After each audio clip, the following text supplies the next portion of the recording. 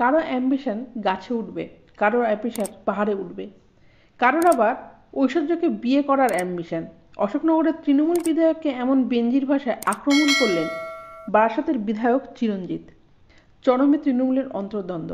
এ নিয়ে আক্রমণ শানাতে ছাড়েনি বিজেপিও, যদিও প্রকাশ্যে এ নিয়ে কোনো মন্তব্য করতে চাননি অশোকনগরের বিধায়ক নারায়ণ গোস্বামী।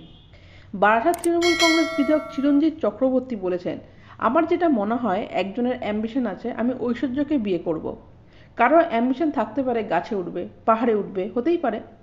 একই দলের বিধায়ক, দুজনেই তৃণমূলের, দুজনের বিধানসভা কেন্দ্র একই জেলায় প্রায় পাশাপাশি, কিন্তু দলে এবং বিধানসভায় সতীর্থ অশোকনগরের বিধায়ক নারায়ণ গোস্বামীকে তীব্র কটাক্ষ করলেন বারাসাতের তৃণমূল বিধায়ক চিরঞ্জিত চক্রবর্তী।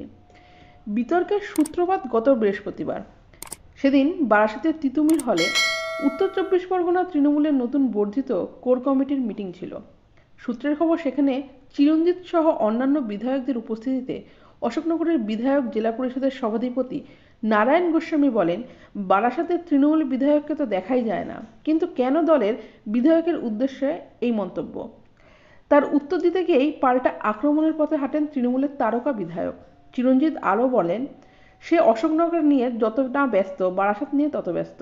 গতবার দাঁড়ানোর চেষ্টাও করেছিল এখানে, হয়নি কোনো কারণে।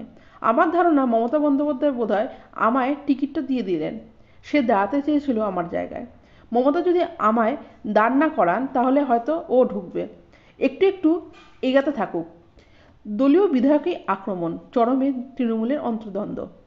এ বিষয়ে প্রতিক্রিয়া দিয়েছেন উত্তর চব্বিশ পরগনা জেলা পরিষদ সংসদের অশোকনগরের তৃণমূল বিধায়ক ও সভাধিপতি নারায়ণ গোস্বামী। বলেছেন, মমতার তৈরি করা কমিটি, তার উপর বর্ধিত সভা, সব এমএলএদের ডাকা হয়। উনি বিধায়ক, প্রতিষ্ঠিত বিধায়ক, যদি কিছু বলার থেকে পরবর্তী কোর কমিটির সভায় বলবো। বছর ঘুরলেই লোকসভা ভোট, কিন্তু তার আগে বিধায়কদের এই কোন্দল তৃণমূলকে বিপদে ফেলবে না তো?